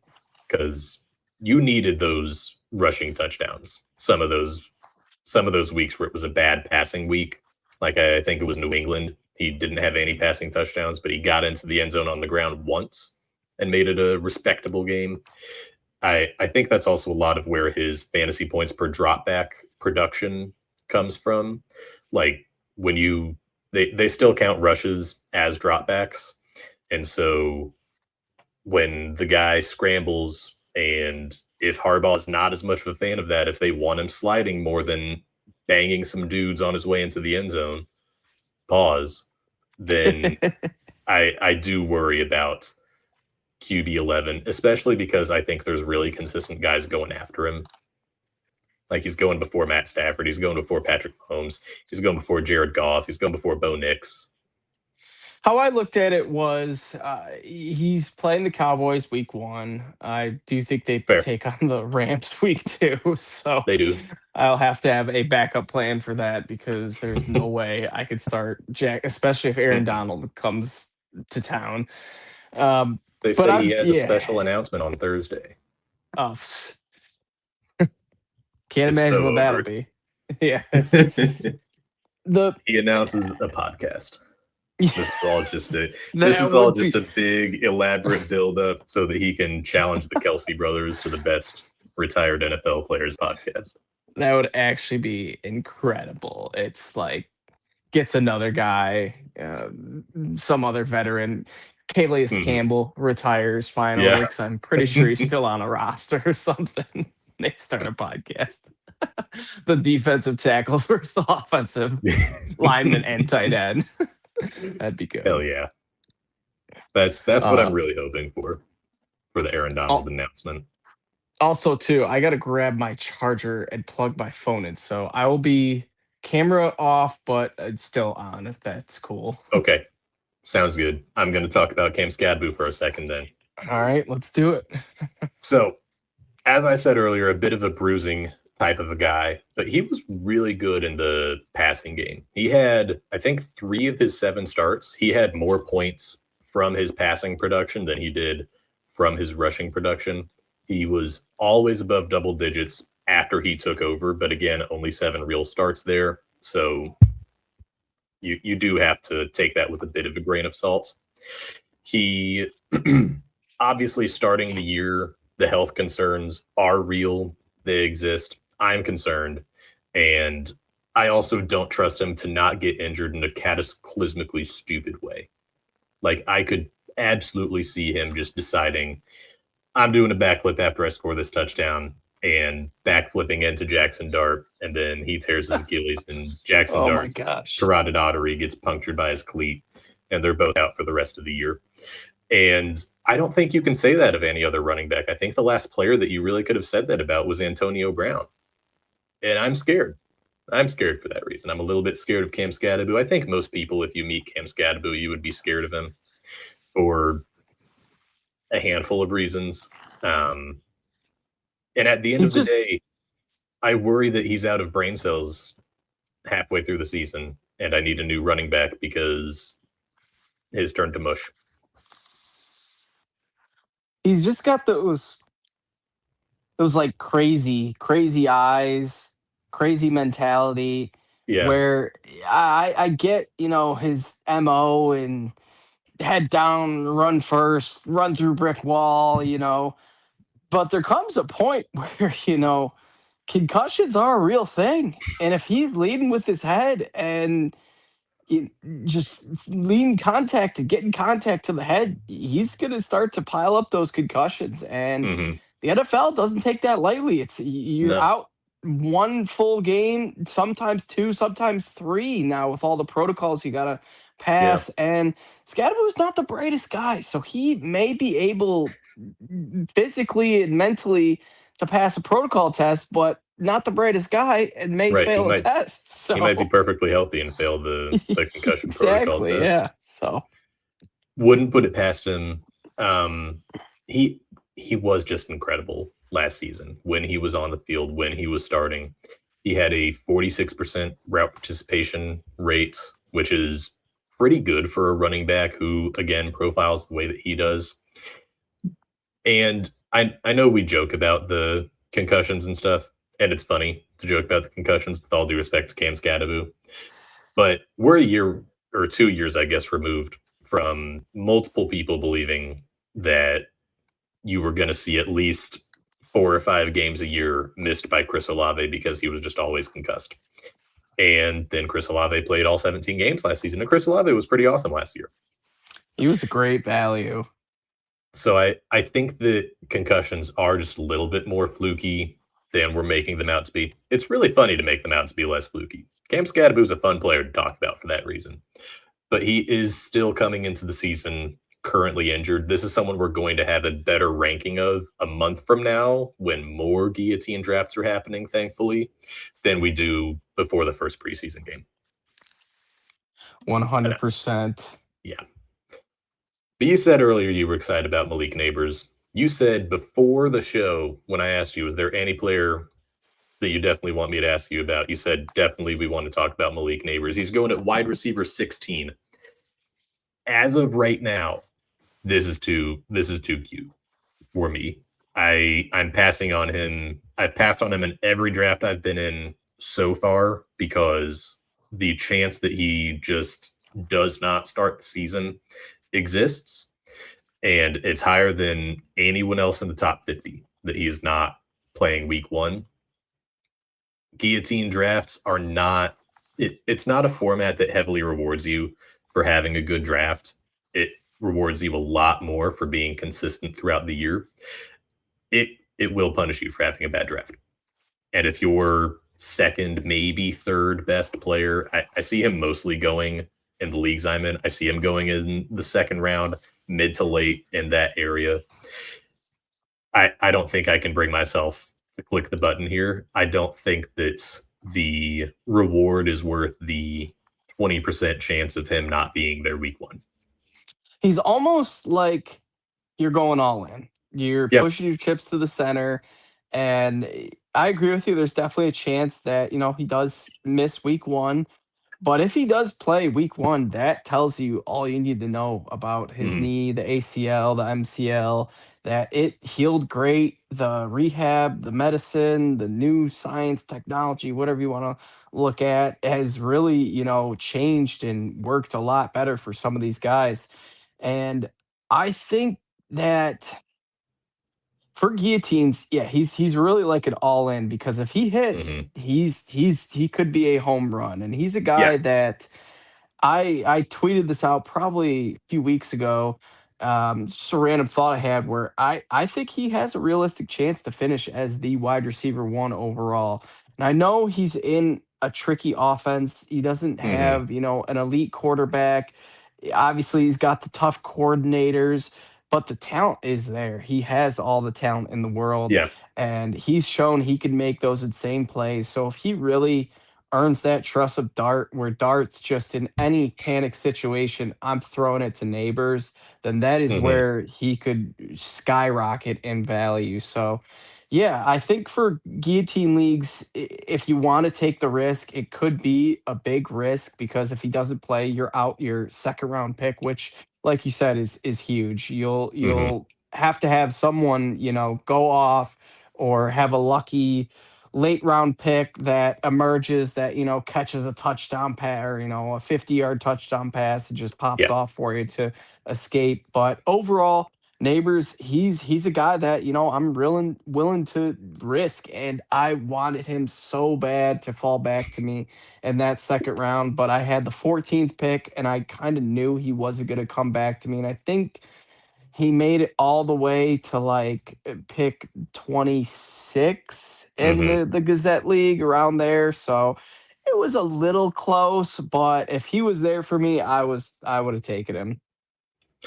I think that if you're drafting Malik Neighbors, you are telling yourself a story. And that story is I'm better than every other motherfucker in this league. I don't respect anyone else here. I'm gonna draft him. I don't care. I'm throwing the gauntlet down. I'm throwing my nuts on the table. And I can see that working out. I can. I've got a league where I might do that just because I've won it twice now. It's with some college friends, and the bids that I see in that league, I don't even include in my like data that I collect throughout the year because I try to, you know, do some work and try to figure out, all right, what is this player going to go for? I I just can't bring myself to include guys who were dropping $300+ on a quarterback and that. So if you're in that league, it's league number 4 for those of you who are out there. I don't respect you. I do not respect those guys. And I'm going to go Shots ahead and draft fired. Malik Neighbors. 100%. Yeah. Um, we've got we've got to move on. This is someone who I'm really interested in at wide receiver 77, Darnell Mooney. If I am doing the ultimate disrespect gambit and drafting Malik Neighbors early, I'm 100% drafting Darnell Mooney. Because if Malik Neighbors isn't playing the first in week 1 or the first month of the season, hopefully not happening, Darnell Mooney is probably the wide receiver 1 for this team, which I don't like. I don't like saying those words. I don't like Darnell Mooney wide receiver 1 hoops at all. But at wide receiver 77, that's a good insurance price tag. I think you've got to draft him way above that. I think you have to be willing to take him at like wide receiver 65 just to make sure if you draft Malik Neighbors, you have Darnell Mooney. You probably are also kind of required to draft Isaiah Likely so that if Malik Neighbors isn't playing, or even if Malik Neighbors is playing in the case of Likely, you've got the passing game all on your team. And when Jackson Dart drops back against the Cowboys, he's going to be throwing to one of your dudes about half the time. That's the biggest use case for me on Darnell Mooney. I think that there's other guys who I like late, who I think have better upside. But if we get towards the start of the season and it's looking bad for Malik Neighbors, I'll be a little bit more interested in Darnell Mooney. Do you think there's anything to be said about Darnell Mooney reuniting with Matt Nagy? Yeah, that's right. Yeah, Mooney did. He did kind of not necessarily pop off, but kind of make his name a little more known in Chicago. Then obviously he goes to Atlanta, and they had their quarterback issues with Penix Mhm. and Cousins, and it just didn't quite work out. But I do think Mooney is a talented wide receiver. I think he's one of those players that's more talented than where he's being ranked in fantasy. That's fair. I mean, he's only 2 years removed from effectively 1,000-yard season. He had 992 yards. He's another player that we're going to find out quick if he still has it. And if he still does, it's a great signing for the Giants. They need a second pass catcher, and he could work himself. I'm talking myself into him being a fine pick at wide receiver 77. even if the Darnell, or not the Darnell Mooney, excuse me, even if the Malik Nabers news is positive and we think that Nabers is playing early, it's just really cheap, and he could be a good floor raiser for your team. And that's the same situation I want to find myself in if I'm drafting Isaiah Likely. As I have noted here, this is probably the other reason that you can convince yourself you can get away with drafting Malik Nabers. He has been open. He has just always been open. His entire time in Baltimore, he was very good at making sure no one was around him. And part of that is because he was the, third option on the offense and the second tight end for the most part. Do you think he can keep up the efficiency that he showed in Baltimore? I think it probably regresses a little, but how much do you see it regressing with him now in New York? Likely, he's an interesting one because I could see him ascending a lot and being a great value tight end pick, based off the chemistry with John Harbaugh. Harbaugh knows him, drafted him. Maybe Harbaugh had plans on keeping Likely, and obviously, they parted ways, fired, whatever you want to call it. And Harbaugh went out and brought Likely into New York, and to get someone to come to play for the New York Giants is typically hard to do, given how they've gone the last few years. But Mm-hmm. overall, he's an explosive guy. He's a playmaker. He's fast. He's can catch. You're right. He always is open, and he doesn't really have a whole lot of receiving threats around him. Theo Johnson, the other tight end there, I'm not really concerned about. Mm-hmm. Dart did seem to like Theo Johnson quite a bit at some points, uh, but Yeah. overall, I I think remember last season seeing Theo Johnson had a couple of consecutive games with like 7 or 8 targets. And I was like, okay, this might be a low end starter. So he was my tight end, low end tight end start of the week. And he dropped 3 passes, one of them being a touchdown. And I was so upset. So yeah, I I I bought agree into that, Theo Johnson as well. yeah, I think we bought into him for Jackson Dart reasons because Dart was throwing to Theo Johnson a good deal. And if Isaiah Likely gets the Theo Johnson role, which is an absurd set of words to say, but if Isaiah Likely gets the Theo Johnson role, he's probably going to be really good.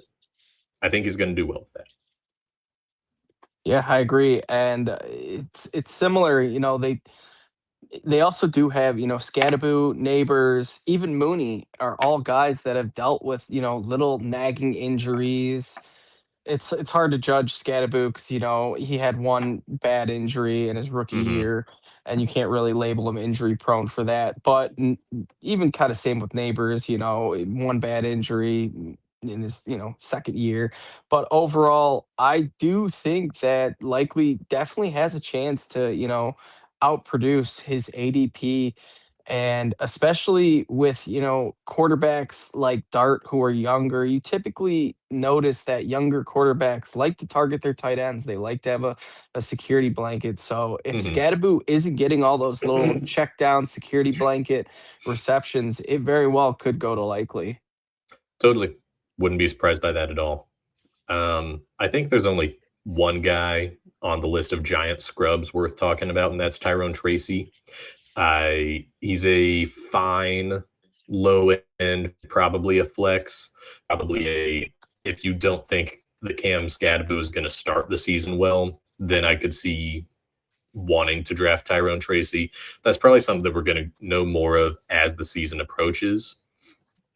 And he's also a running back pick who I think is going to start the season better than he finishes it, assuming that Cam Scadaboo stays healthy. And so I'm a little bit more inclined to draft him in a Guillotine League than I am in any other league. But I don't see myself taking a lot of Tyrone Tracy. And real quick, Theo Johnson and Darius Slayton effectively don't exist. I don't see a reason to draft either of them. Malachi Fields is a guy who exists. He might be good-ish towards the end of the season, but similar to other rookies we've talked about, by the time that he is decent and you feel confident enough starting him, odds are really good that your league has just progressed past the need to start him. So there's better draft picks to make than Malachi Fields, and probably better draft picks to make than Tyrone Tracy as well. RB42 just feels high for someone who might get really phased out if Scadaboo is there in earnest.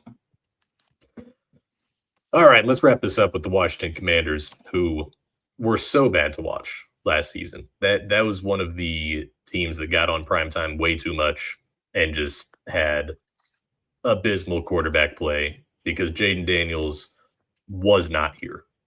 And Jaden Daniels has not gotten any bigger. Jaden Daniels scores fantasy points by running the football. And I'm at least a little bit worried about the odds of Jaden Daniels getting injured during any given week. And if that injury happens to come in the first quarter, I'm in big trouble. At QB5, how much Jaden Daniels do you see yourself taking? Probably not a whole lot because he's right around that Jalen Hurts tier. And if I'm going with one of those two, I'm probably taking Hurts. And if I don't get either of those two, I'm probably taking Dak. And then I Mm-hmm. ended up taking Jackson Dart. So it kind of Yep. lets you know where I stand on Jane Daniels. I think he's a great quarterback. I might have a little bit of, bitterness and saltiness to him for knocking out my Lions after a 15-win season and hopes of a Super Bowl appearance two Yeah. years ago. But overall, I think he's a good quarterback. I think he might be one of those guys that, I keep preaching it. If they could stay healthy, they'll be good. It's kind of, a lot, you can say a little about a lot of players, but Sure. Jane Daniels running, that's his bread and butter, and if he's staying healthy, if he's making runs and the offense is clicking, he'll be a solid quarterback. But overall, if it came down to it, I would probably prefer Jalen Hurts over him. I agree, and I have it ranks that way as of right now. I might find myself in a situation where I take um, one of the Dak Prescott-esque quarterbacks above him.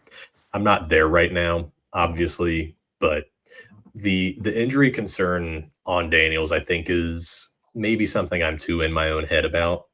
And it may be an aura thing. It may be because he looks skinny, and I need to not be an aura-based drafter. I need to be a more stat-based drafter. But I've seen him take too many insane hits, and he's gotten up from almost all of them, to his credit. And he's a very good player. But a lot of what we saw out of him last season, even though he was never below 16 points when he was starting, again, not counting the game against Minnesota, no one started him against Minnesota. It was his first game back from injury, and he played half the game and then went back on the injured list. He was very consistent, but there does exist a world that I don't think is that unreasonable, where he finds himself leaving a game or two this season due to a nagging injury. And that's really, it's not something that you say a lot about the other quarterbacks who are towards the top, 8 at this position. He was outside of the top 20 passers in just about every pass efficiency metric last season, which I think to me that's actually a good signal. I think that that's probably something that's going to rebound because he was right around the top 12-ish as a rookie. I think his weapons are getting a little bit better compared to last season as well. So there's definitely optimism, but at the point where you could draft Jaden Daniels, I find myself way more interested in a lot of the receivers and some of the running backs who are going in that area. Another thing on Jade Daniels is he seemed to maybe play like 2 games with Terry McLaurin. It was either Daniels was Mm-hmm. out, McLaurin was in, McLaurin was in, Daniels was out. So I think if McLaurin and even Diggs, who just got there, if they can produce, that will definitely help out Daniels a lot. But Totally. Diggs, big wild card, and McLaurin has a big injury history, so kind of Mm-hmm. just comes down to that. Yeah, and this is a quarterback who I feel like there's a lot of questions about and you have to have the right answer to the question to draft him. And I'm just not confident that I can see the future that well. So I find myself most of the time not drafting him. Let's talk a little bit of Rachaad White, though, going at RB36. I'm not certain that he is the guy in this backfield. He was bad last season. He was really bad last season. And that was even in a backfield where Bucky Irving was bad last season. He had the opportunity to be way better. But if you look after the bye week, he went over 10 PPR points once, and it was 10.4 points against the New England Patriots. And they were against easy matchups too. I remember a couple of times being like, oh, it might be a Rachaad White week because Bucky's been rough, and it just wasn't. I worry a lot that we are too excited about Rachaad White just because it's a name that we know, and he knows Jaden Daniels, and so you're seeing them together. And maybe that's all the narrative you need in a really flimsy backfield. But this is a guy who, here, I have the exact way I want this in my notes here. I've got, are we going to trust the guy who lost his job to the guy who we are all concerned is going to lose his job to the guy who kind of took Jalen's Warren job, who took Najee Harris's job? That's too many jobs that have already been taken. We can't keep going in the endless cycle. Break the wheel. Don't draft Rachaad White. He's making less money this year than Sam Sherman. Wow. Yeah, that. And a lot of the times, follow the money. If a running back's not being paid a lot, players not being paid a lot, you are not, the coach isn't compelled to play him. So Yep. it's strictly, he will have to prove it with his talent. And if his talent's not showing, they're going to say, you know what, we're going to eat this little contract, and we're going to see if, Bill Krosky can get something done. We're going to see if Katron Allen can get something done. And yeah, I'm kind of with you on White. A lot of people are still remembering the glory days from Tampa Bay when he was, a solid running back, kind of came in for Ronald Jones and took over. And it's just he's fallen off kind of year by year. And Mm-hmm. I don't necessarily think that, the Commanders, especially, they just lost Laramie Tunsil. The Bucks, Yeah, that's I would right. probably say would be a better Mhm. offense. So you're now declining offenses. I would probably say that Dan Quinn's a better head coach than Todd Bowles, despite Todd Bowles having a Super Bowl.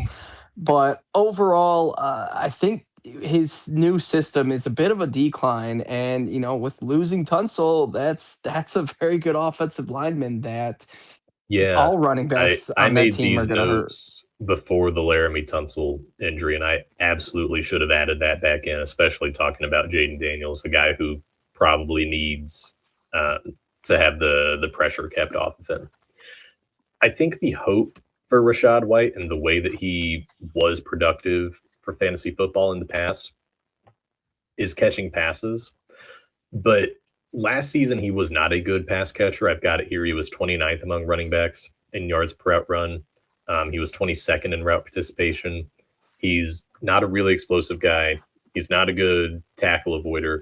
Jaden Daniels doesn't really throw to the running backs.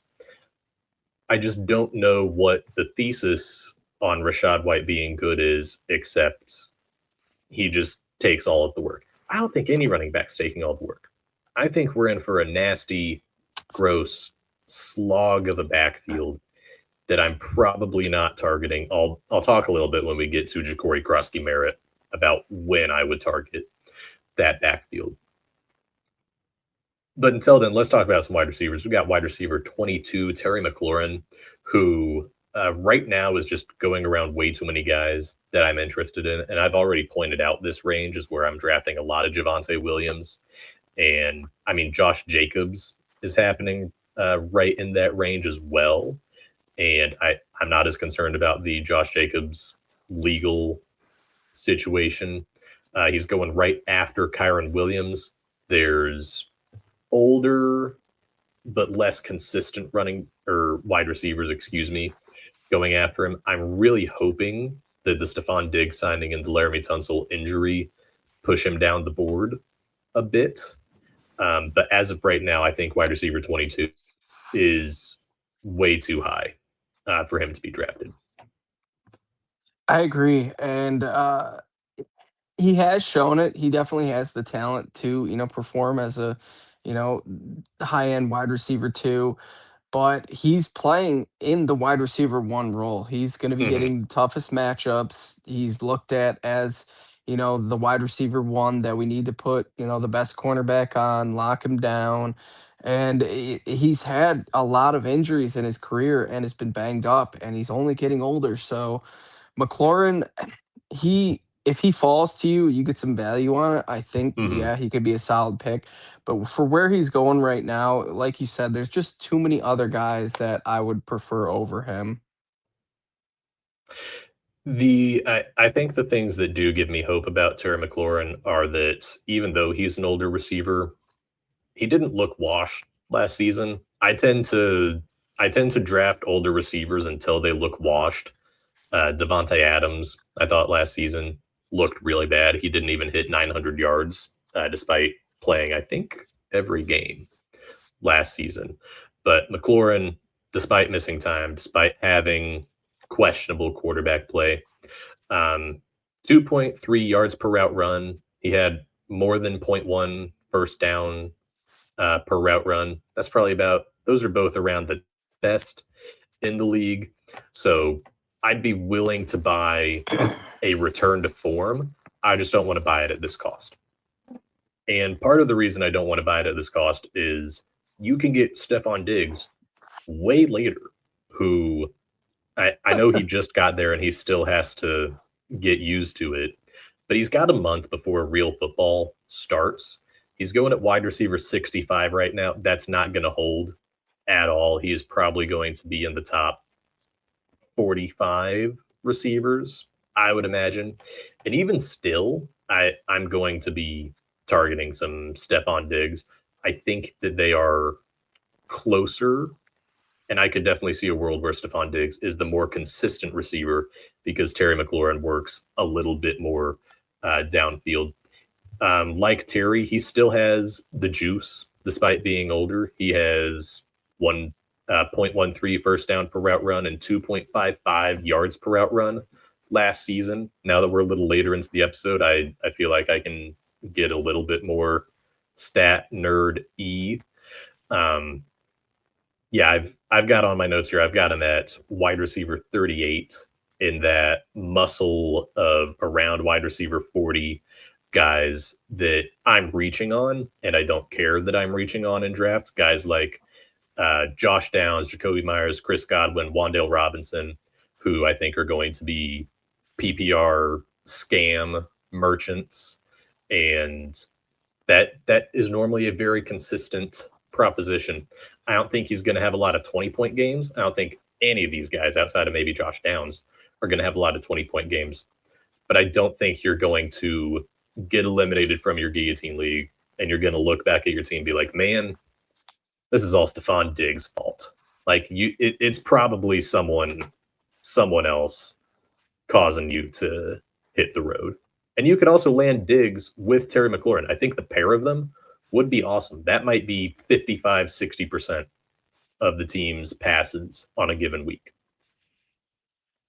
Yeah, I agree. And another thing with Diggs that the selling point for me is the last pretty much his whole career, maybe in Minnesota when it was, him and Thielen. He's always been the 1A. He's always been the number one Mhm. guy. Well, now you kind of got a 1A, 1B type thing with him and McLaurin. And if he can play how he did for New England last year, he will be very good. And I think that if he's going up against some of these cornerback twos, especially with teams that have, only one solid cornerback and they're trusting a rookie. They're trusting a young guy to go up against Diggs. I think Diggs will be able to eat him alive, Mhm. especially in the red zone, in the 10 zone, when, you need someone to trust. And don't get me wrong, Terry McLaurin's, great in those aspects too. But if he's locked up and Diggs just keeps getting open, it's gonna go to Diggs. And he's a Mhm. guy that it's not like Jade Daniels is a terrible quarterback. Jade Daniels is, he's pretty good. He was top 5 pick. Probably not as good as Drake May on a throwing aspect, but he could definitely sling the rock, and I think that the Commanders fits him well. So Hmm. Diggs, if he could just, keep his mind right. I know there's been all sorts of funny videos, and he's been on TMZ and, Hmm. on some boats and doing some questionable stuff here and He's there. chef at But a BBO. What was up with that? if he That could is just that play is part of football, the concern. man, Yeah. then he should be a great value. And especially if you're doing drafts within the next 2 weeks, I don't Hmm. see that ADP fully correcting itself Right. until maybe the third or maybe the second or third preseason game, or the week they have off right before week 1. So Hmm. if you're drafted soon, Diggs will be down there, and especially on platforms like ESPN, you might just have to scroll a little bit, but you could Yeah. find some serious value. 100%. I'm willing to, even if the firm has it a reach of like 50 picks, probably not as much as 50, but even if it has it as a reach of like 30 to 40 picks, I'm still willing to do that. I don't want to play the game of, oh, I'm going to wait and get him when he's Yes, closer to yeah. the top of the board. I want to just lock in the guy who I think is the best player on the board, despite what the site is telling you. Let's talk really quick about tight end 17, Chigo Conquo. He's not going to be tight end 17 for right now. Again, these rankings were from before when Stefon Diggs signed. He was a very kind of the by default answer for the second best target earner in this offense. Um, he's never missed a game. That's nice. He had 79 targets last season. Well, That's nice. He's a decent separator. He's in top 20 among tight ends in most separation stats. But I think this moves him farther away from the starting week 1 guillotine tight end caliber. He's a fine backup pick if you're not super excited about the guy that you've drafted and you want to get a higher end backup tight end. Sure. But other than that, I just don't see a lot of Chigo Conquo being drafted. I think that Stefon Diggs signing there is really bad for him, and the ADP is not going to correct enough. This is probably not someone I'm clicking on. yeah, I agree. He kind of reminds me of like a Kyle Pitts light, where athletic guy, very fast. Yeah. Okay. Doesn't really get all the targets, but when he does have the ball in his hands, he can make a play.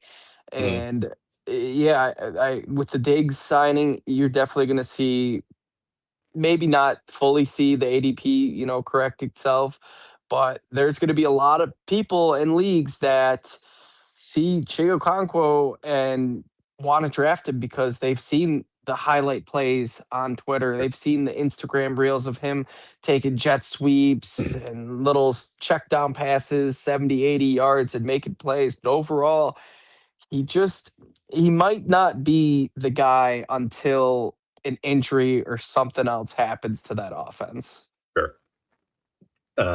I think the best case scenario for starting and playing Chigo Conquo early is you've already drafted the other two Commanders pass catchers, and you're like, you know Yeah. what, man, Yep. a Chigo Conquo 80-yard game would really hurt me week 1. So I'm just gonna snag him late, and I'm gonna plug him into my lineup, and I'm just gonna genuinely hope that he scores no points. Because if he scores no points, it means my receivers played good, and I'm probably safe. We play a very strange version of fantasy football where there's a real chance where like I've started players that I have hoped scored 0 points and then they scored, 5 or 6. And I was ecstatic that they only scored 5 or 6 because then I got my other dudes doing well. Do we have anything to say about Antonio Williams or Katron Allen? Antonio Williams, not so much. I did like him coming, in when he got drafted. I thought he was a solid pick, but obviously bringing in Diggs kind of halts those plans. until, injury happens, or maybe he just breaks out and is one of those little fluky rookie wide receivers that burst into the spotlight. But yeah, you preach this, by the time he Hmm. makes his name known, it'll be late in the season, and there'll be plenty of other wide receivers you'll just want to trust more. Yes. Katron Allen, on the other hand, I think there is an avenue where he could steal the starting job, early on if Ja'Cory Krosky Merritt and Rashad White just aren't doing it, and Katron Allen is getting some touches here and there, and he's making them count. I could see his workload growing. I really liked him at Penn State. Splitting carries with Nick Singleton at Penn State, I think, was beneficial for him. He doesn't have Yeah. all that wear and tear on him, and he's Hmm. almost in a very similar situation as he was in college, where there's no running back that's truly way more elite or way more better than he is. And I believe that he thinks that he has a legit shot at stealing this job, come week 2, week 3, week 4. And I still think that might be a little early enough in a guillotine league where if you Hmm. draft him real late, he could, sneak into a flex, and maybe an RB, probably not an RB2, but like a flex to the point of where If he sneaks into an RB2, a lot of things have gone wrong, either on your team or for the Washington Commanders. That's exactly right. And he might get to a point where he's a running back that you have, so you could think, okay, I don't need to spend up on, another third string running back, like, an RB 25, an RB 30 that becomes available. I can go after, maybe a wide receiver 20, or maybe Mm. just pay up for another wide receiver, because Katron Allen seems to be like he's taken over in this backfield. And then Ja'Cory Krosky Merritt, he's interesting. I think he did have his shot. I I'm not fully sold or kind of off him. Uh, I do think there is a way that he has some sort of renaissance and becomes, that player that we saw flashes of. But Mhm. overall, we just didn't quite see it enough last year. It was very inconsistent. There were games where he got plenty of touches. He'd have 20 rushes for, 68 yards, and that just wasn't cutting it if he didn't have a touchdown attached to it. Yeah, he was a very Gabe Davis-esque running Yeah. back, the Gabe Davis of old when he was on the Bills, who just was either, scoring you 20 points or scoring you like 6.